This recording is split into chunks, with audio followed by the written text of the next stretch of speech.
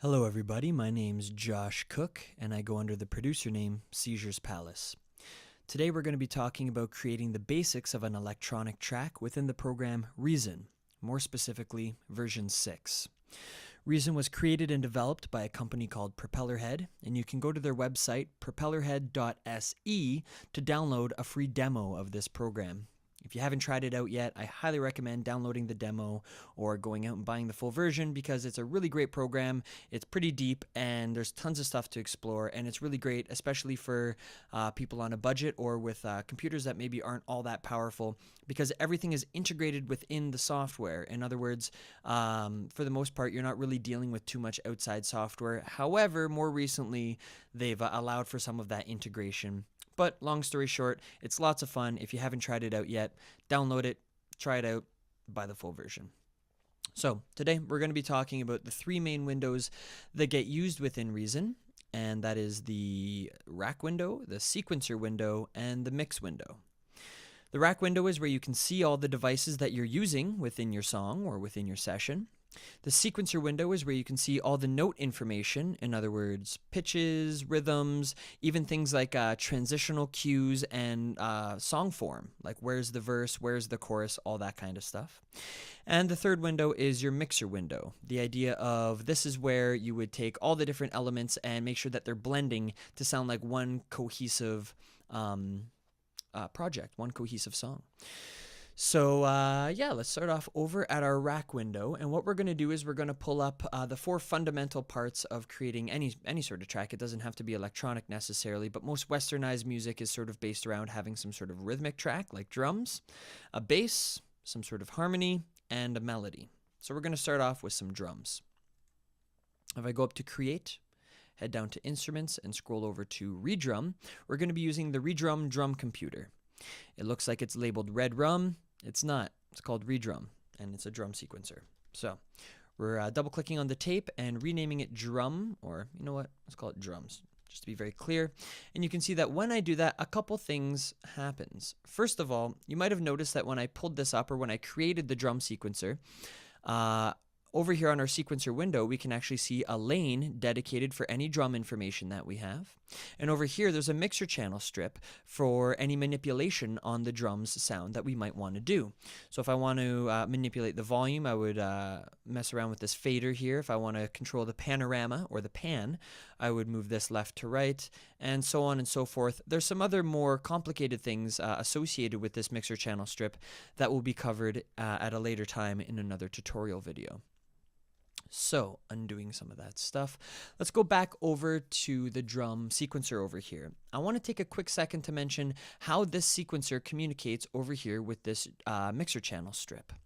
So the cool thing about Reason is if at any point in your rack window you hit Tab, boom, you can see everything behind the scenes. So you actually get to rewire and play around with all the wiring of these different devices. But a lot of this stuff gets connected automatically. For example, when I pulled up the drum machine, a mixer channel strip up here was automatically created, and the two were automatically linked into each other. So this is the stereo out. You can picture it as just like a master sort of output going into the input of what is currently called mixer channel, but as soon as I connect it, it knows to call it drums because it's connected to drums. So now, because it's going into this mixer channel strip, you kind of want to relate this thing here over to this thing here. It's sort of like one and the same. When I'm seeing an audio signal over here, I'm also experiencing that same signal over here. So it's funny, it sort of sends it wirelessly rather over to this mixer channel strip, yet when you go behind the scenes you see that there's also wires involved. So some of it's wireless, some of it not so much. But long story short, that's how the different windows are communicating. But let's actually get making a drum beat. What I want to do is make two different drum beats to have some sort of development within my song. So what we're going to do is create a bass drum and snare pattern, and then add a hi-hat pattern over top of that for our second section. So to do that, you can select all these different little drum channel strips within the sequencer here. So there's 1, 2, 3, 4. Number 1 is where we're going to start, and all of these knobs, they manipulate the sample that you're pulling into this number 1 channel strip. We're not actually going to be manipulating the sound. We're just going to use the straight up sound that we're pulling out of a sound bank, and we'll talk about all this stuff at a later time in another video. So I have to go to my file folder here. I click it, And I'm going to be using something called Noise Factory. And Noise Factory is a very extensive sound bank that I bought more recently, and I'm very happy with all the sounds within it. I highly recommend you buy it. It is, I guess, what you could call the industry standard of a sound bank right now, and tons of people are using this stuff. Of course, the most professional guys oftentimes are making their own sounds, but that's a whole other bag altogether. So for people like me and maybe you, Noise Factory is very beneficial and saves a whole lot of time. So now that I'm in Noise Factory, I'm going to pop open the drums folder, go into bass drums, and I happen to know number 1 is already one of my favorites, probably why they put it as number 1, and I'm going to use that. Next, I'm going to, I don't have to do this, but I'm just going to show you, if I select number 2, it's sort of like we're thinking about what we're going to be doing with this thing next, or this drum channel strip next. So I go up into this file folder here, and I go back to drums, into snares. We'll use number 2. And I'm going to click for this third one over here. I'm going to click the file folder, go into drums, cymbals, close hi-hats, and we'll use that one there. So now we have a drum sound, and you can preview this stuff with the little play button up here, the snare sound, and our closed hi-hat sound. So if I select number 1, now I can actually start to program some of the bass drum information within the sequencer. And all these little gel-like pads down here represent 16th notes, upwards of 4 beats. So 1 E and a, 2 E and a, 3 E and a, 4 E and a, that sort of idea. Now, for the bass drum pattern that I want to create, I'm going to create a 4 to the floor bass drum. So 1, 2, 3, 4. So you can see 1 E and 2, that, and so on and so forth. So it's set to beats 1, 2, 3, and 4. I should quickly mention at this point, and by quickly I mean yes, quickly. I realize I speak very fast, and with that said, hopefully you guys are quick listeners. So we're gonna go down to the tempo area over here, and it's currently set to 128. So I set it to 128 because it tends to be one of my favorite tempos for creating genres like house and electro. But I highly recommend that you go online. If you're creating something like dubstep, you should know that 140 beats per minute is a good starting point. If you're creating drum and bass, 180 beats per minute is a good starting point. All you're doing is changing the speed of your track to match the aesthetics of that particular genre or style of music. But once more, feel free to go online and check out, based on the genre of music that you're creating, what beats per minute or what tempo might work best for that style. So it's set to 128. It's really easy to change too. All I have to do is click the number. If I type in 100 and then hit enter, boom, now it's set to 100 beats per minute. So I'm going to actually preview that for you guys. So if I hit run, that's 100. If I go 180, you can hear it's much faster. All right, stop. Okay, so 128 beats per minute. We're back to there. I'm going to create a snare pattern next. So you can see that number 1 is selected. If I go to number 2 and select that next, boom, now I can start to put in my snare information. I want to put a snare hit on 2 and on beat 4 as well. So that's where 2 and 4 happen to be located. And then I'm going to select number 3 to create a hi-hat pattern. Before I do that, however, I'm going to make sure that I'm selected on Bank A, Pattern 1. All this does is it gives us a reference point for later when we want to actually be going between different drum sections to know, well, what's the first drum section, or what's the first drum part, and what's the second drum part. Well, maybe drum beat, the first drum beat is set to 1, or rather A1, and then if I copy and paste that, so copy, Apple C or Control C, and then go to number 2, paste. It's just like Word. You can copy and paste various chunks of data. So now that I have number 2 with the same bass drum and same snare pattern, I'm going to create a hi-hat pattern. So I go over to number 3, select it, and I'm going to create a hi-hat sound on beats 1, 2, 3, and 4. And I want on my off beats, in other words, my and, 1 and 2 and 3 and 4 and, that sort of idea, I want to create lighter hi-hat sounds. So how I do that is I go over to my dynamic lever or dynamic switch over here, and I can either pull it up to make harder accents, or I can pull it down all the way to create lighter accents. I like the idea of going between medium and light. It's all personal preference. So on and I put a slightly lighter hi-hat sound, and you can see it's indicated by a yellow rather than an orange gel pad that's lighting up. I say gel, I don't know, I picture these things as gel pads. It's all just on a computer screen at the end of the day. So if I hit run, There we go. We have some sort of hi-hat pattern. Why would I do some louder and some softer? It just has to do with what you would be hearing if a regular drummer, or a real drummer rather, was playing this beat. They don't tend to play all the hi-hats the same volume.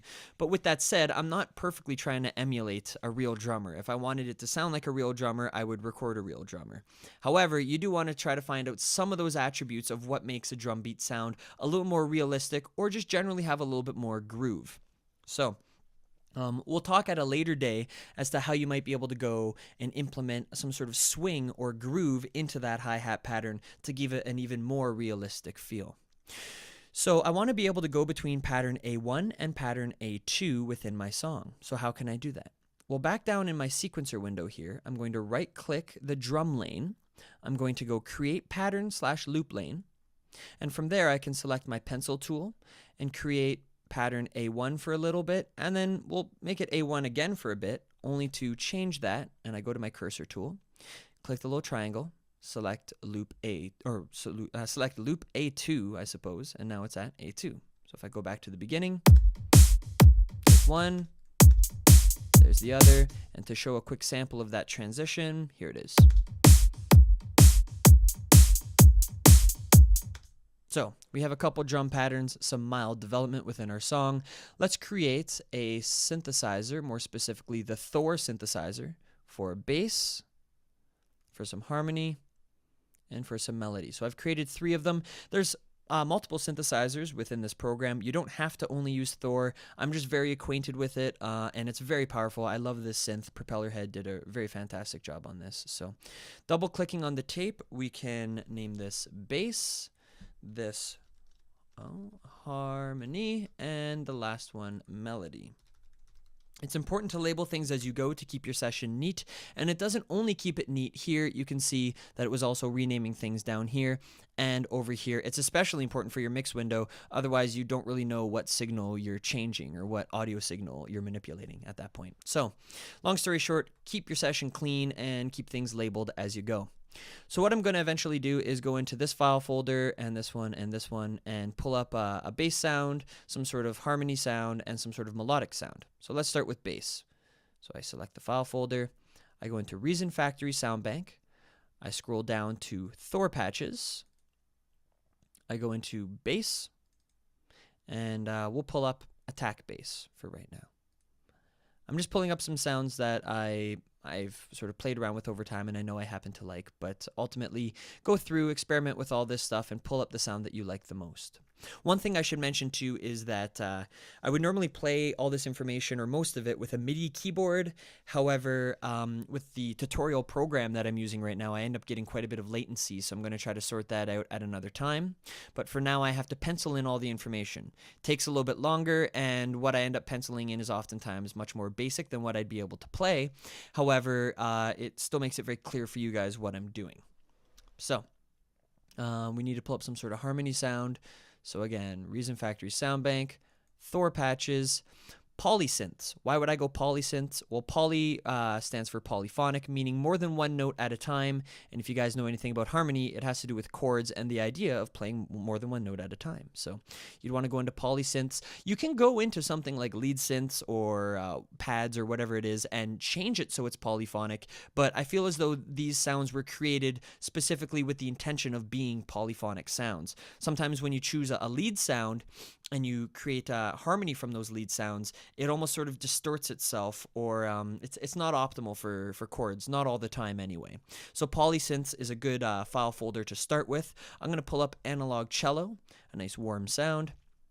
And then for melody, similar idea. File folder, Reason Factory Sound Bank, Thor patches, and I'm going to go to lead synths. We'll pull up, I don't know, brassy lead. It's funny, it's called brassy lead, but to me it sounds very trancy. Oh, that's a cello, something like that sort of sound. So you can hear it's kind of trancy, but at the same time has that Final Countdown-esque sort of brassiness to it. So back over to our bass. There's the sort of sound that we're using. What I'm going to do is use my pencil tool to create 3 rectangles, one for the bass, one for the harmony, one for the melody. And if I use my cursor tool to double click into one of those rectangles, I can now input some note information. So back over to my pencil tool, I'm going to create a sort of basic bass line to start with. So I'm going to set it to quarter notes. And a little trick is if you hold Alt and then click something, you'll see a little plus sign. Now I can just drag it and it duplicates. So you don't always have to go Control C, Control V to copy and paste. Sometimes just holding Alt and clicking something can be a lot more beneficial and help you with your workflow. If you guys don't know what workflow is, it's just the general idea of efficiency within creating your music. So do do do do. Oh, I missed one here. Do do do do. I don't know why I'm singing into the mic. You guys will hear this all in a couple seconds. So here's what we have. If I go back into song mode over here, you can see there's the information that I just input, and if I play it back, two things I want to change. I want that to be lower in pitch. There's a couple ways to do it, but I'm just going to highlight all that information, drag it down 1 octave. And the other thing is I can't help but to feel like this could be a little bit quicker in terms of how fast the notes change. So there's our new pattern. Control copy, paste, paste, paste. That's pretty quick that way. So we have our information again. Now we have a very basic sort of bass line. If I next select harmony, go up to the file folder. Oh, what am I talking about? I already picked these sounds. I've done this video now like 4 times, and each time I've done it a little bit differently. But anyway, we already have our cello sound. If I double click into the rectangle and input some note information, maybe something like a C minor chord. I want to see how long that's going. So maybe twice as long as that. And then I'm going to slide that up again. I'm alt-clicking to do this a little bit quicker, up to an F minor chord. I'm just changing the bottom note so it's on an F. If this particular spacing of these notes is a minor chord, it's all relative. It's music theory, so this is still going to be a minor chord. I'm just starting it so the bottom note is on F, so now I have an F minor chord. If you're curious as to what chords work with other chords, you're going to want to start to take some harmony lessons or go online to find out how diatonic chord structures work and how various chord progressions are built. Long story short, that's a whole other type of theory that I'm not going to get into right now. But if I go back into my song mode over here and play back what we just created, let's listen to that. And chances are this cello is going to be a bit loud. So I'm going over here and just pulling that down a little bit on my mixer channel strip.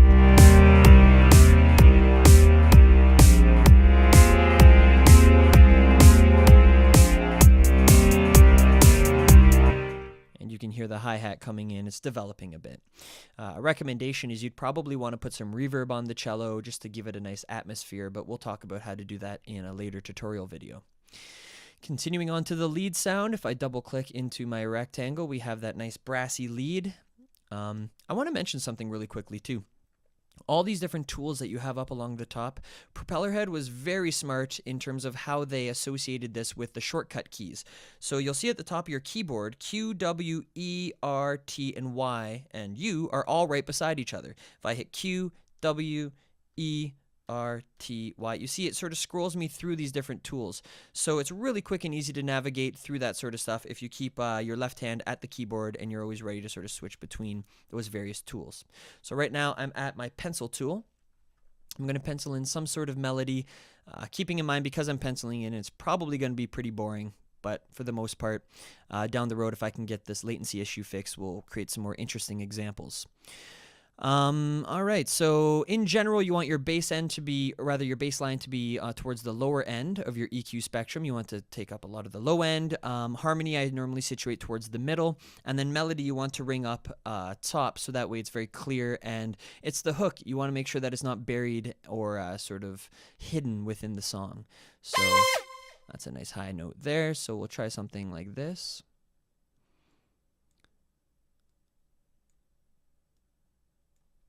Let's just hear how that sounds so far. And then maybe something like this.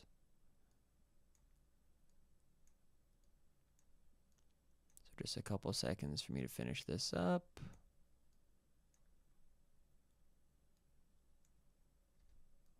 Maybe we'll change it up rhythmically a little bit here. All right, so we have some sort of little melody that's happening there, and let's listen back to how that sounds all together.